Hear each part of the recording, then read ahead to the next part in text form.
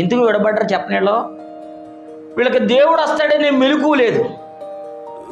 యేసు ప్రభు దగ్గరికి వచ్చేవాళ్ళే, ప్రభువుని పూజించేవాళ్ళు, యేసు ప్రభు నమ్ముకున్న వాళ్ళే.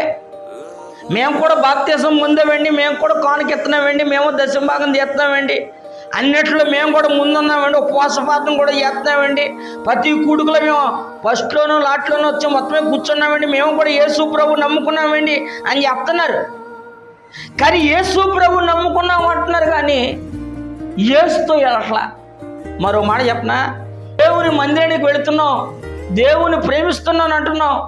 యేసయ్య అంటే నాకు చాలా ఇష్టమండి, యేసు ప్రభు లేకుండా నేను బతకలేనండి, నేను బాప్తిసం పొందింది యేసు రక్తం చేత కడగబడింది, అయ్యా నీ రాకడికి వెళ్ళడానికి నేను సిద్ధపడడానికి అని అనుకుంటే ఉంటే గనక ఈ చివరి రోజుల్లో దేవుడు నీతో నాతో చెప్తున్న చక్కటి మాట ఏంటంటే, ఆ దినము నీకు తెలియదు గనక మెలకువగా ఉండి ప్రార్థన చేయుడి.